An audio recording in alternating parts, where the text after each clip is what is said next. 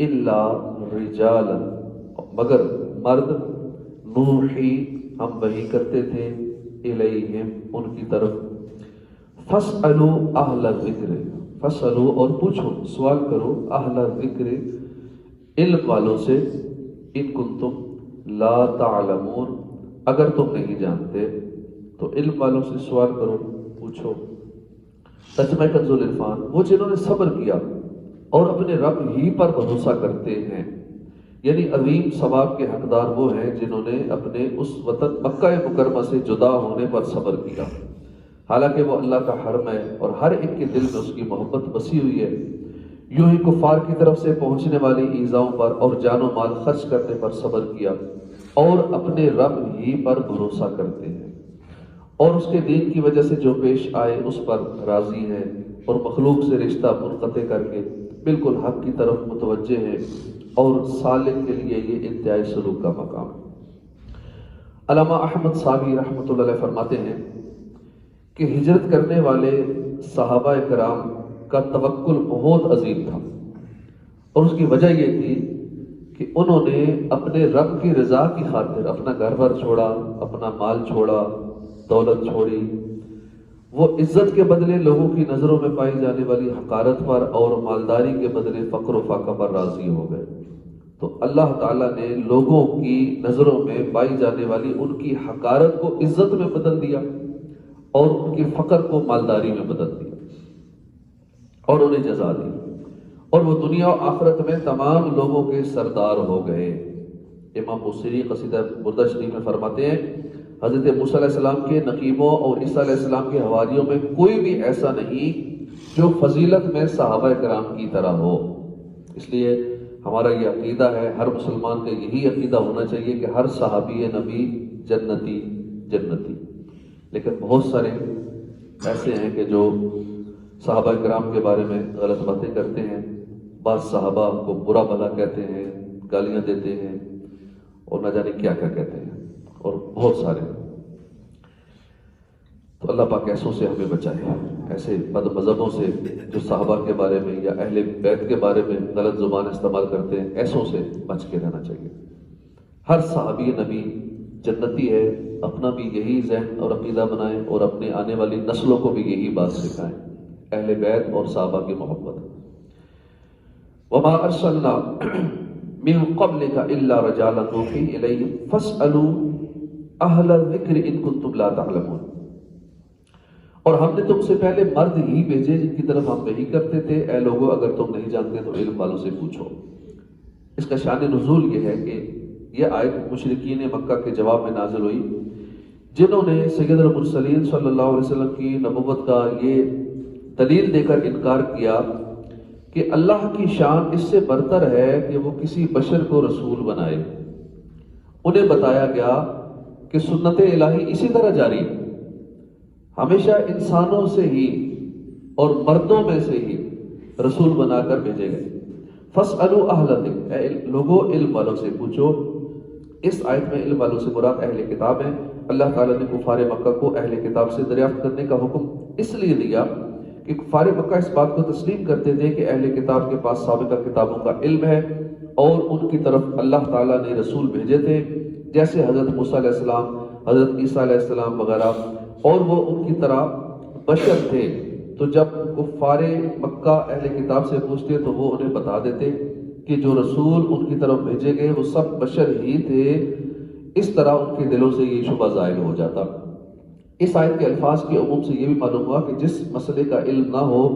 اس کے حوالے سے علماء کی طرف رجوع کرنا ضروری ہے۔ حضرت جابر رضی اللہ عنہ سے روایت ہے، نبی کریم صلی اللہ علیہ وآلہ وسلم نے ایک شخص کی وفات کا سبب سن کر ارشاد فرمایا، جب رخصت کے بارے انہیں معلوم نہ تھا تو انہوں نے پوچھا کیوں نہیں، کیونکہ جہالت کی بیماری کی شفا دریافت کرنا ہے، پوچھنا ہے۔ جہالت بھی بیماری ہے، علم نہ ہونا کسی چیز کا، خصوصاً فرض علوم، دینی علوم جو ہمیں ضروری ہیں، ان کا علم نہ ہونا ایک بیماری ہے، اور اس کی شفا یہ ہے کہ پوچھا جائے، دریافت کیا جائے، سوال کیا جائے۔ اور حضرت جابر رضی اللہ عنہ سے ہی روایت ہے، نبی کریم صلی اللہ علیہ وسلم نے فرمایا، عالم کے لیے مناسب نہیں کہ وہ اپنے علم پر خاموش رہے، اور جاہل کے لیے مناسب نہیں کہ وہ اپنی جہالت پر خاموش رہے۔ اللہ تعالیٰ نے ارشاد فرمایا فَاسْأَلُوا أَهْلَ الذِّكْرِ إِن كُنتُمْ لَا تَعْلَمُونَ، اے لوگو اگر تم نہیں جانتے تو پوچھو علم والوں سے۔ لہٰذا مومن کو دیکھ لینا چاہیے کہ اس کا عمل ہدایت کے مطابق ہے یا اس کے خلاف ہے۔ یاد رہے کہ یہ آیت کریمہ تقلید کے جواز بلکہ حکم پر بھی دلالت کرتی ہے، جیسا کہ امام جلال الدین سیوطی رحمۃ اللہ علیہ اپنی کتاب الکلیل میں فرماتے ہیں کہ اس آیت سے علماء نے فروعی مسائل میں عام آدمی کے لیے تقلید کے جواز پر استدلال فرمایا ہے، بلکہ آیت فَاسْأَلُوا أَهْلَ الذِّكْرِ تقلید واجب ہونے کی صریح دلیل ہے۔ بعض لوگ کہتے ہیں کہ اس آیت میں اہل الذکر سے مسلمان علماء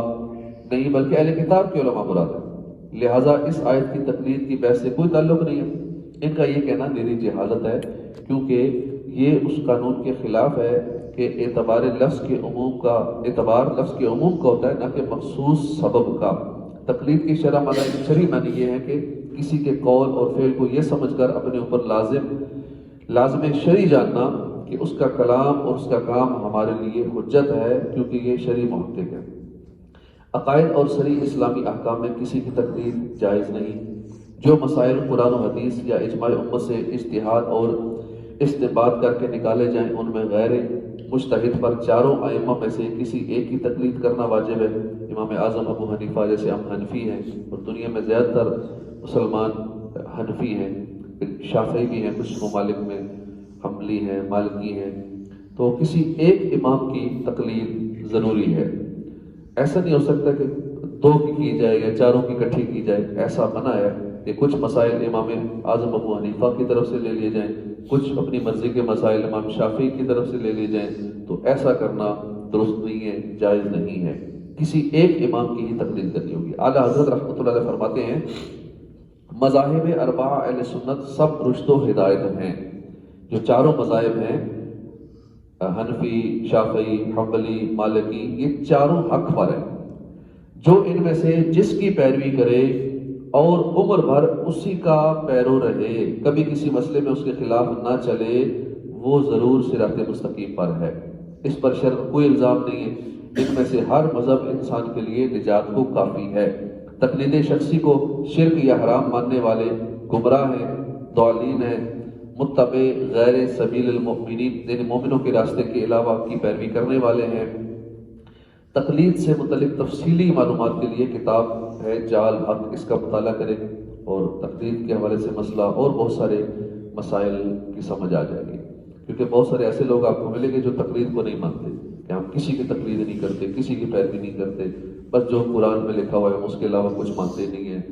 کچھ ایسے ہیں جو کہتے ہیں قرآن اور حدیث کے علاوہ کچھ نہیں مانتے، کسی کو نہیں مانتے، تو یہ تقلید کے حوالے سے یہ بھی عقیدہ ہمیں پتہ ہونا چاہیے۔ جو شخص تقلید کے طور پر ایمان لایا، اس کا ایمان صحیح ہونے کے بارے میں علماء کا اختلاف ہے۔ بعض کے نزدیک تقلیدی ایمان درست نہیں، بعض کے نزدیک تقلیدی ایمان درست ہے، لیکن وہ غور و فکر اور استدلال ترک کرنے کی وجہ سے گناہ گار ہوگا، اور بعض کے نزدیک تقلیدی ایمان درست ہے اور ایسے ایمان لانے والا گناہ گار بھی نہیں ہوگا۔ اعلیٰ حضرت امام احمد رضا خان رحمۃ اللہ علیہ ان علماء کے اقوال ذکر کرنے کے بعد فرماتے ہیں بے شک ایمان نور کی ایک تجلی ہے، اور وہ جہالت کا پردہ اٹھانا اور سینہ کھولنا ہے۔ اللہ تعالیٰ وہ نور اپنے بندوں میں سے جس کے دل میں چاہے ڈالتا ہے، خواہ یہ نور کا داخل ہونا غور و فکر سے ہو یا محض کسی کی بات سننے سے حاصل ہو، اور کسی عقل مند کے لیے یہ جائز نہیں کہ وہ کہے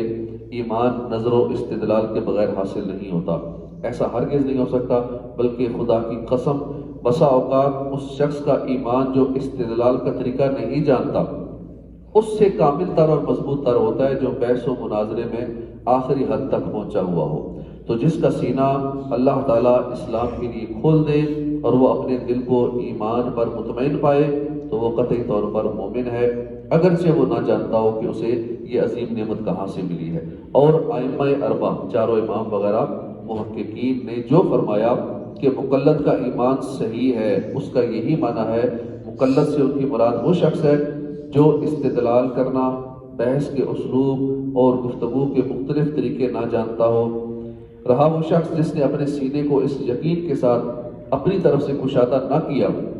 تو اس نے ویسے ہی کہا جیسے منافق اپنی قبر میں کہتا ہے ہائے ہائے مجھے نہیں معلوم، میں لوگوں کو کچھ کہتے سنتا تھا تو ان سے سن کر میں بھی کہا کرتا تھا۔ خلاصہ یہ ہے کہ جو شخص اللہ کے ایک ہونے کی تصدیق اس لیے کرے کہ مثلا اس کا باپ اس بات کی تصدیق کرتا تھا اور وہ اپنے دل سے اللہ کے ایک ہونے پر یقین رکھتے ہوئے تصدیق نہ کرے، تو ایسے شخص کا ایمان سے کوئی تعلق نہیں، اور تقلید ایمان کی نفی کرنے والوں کی بھی یہی مراد ہے۔ صدق اللہ العظیم۔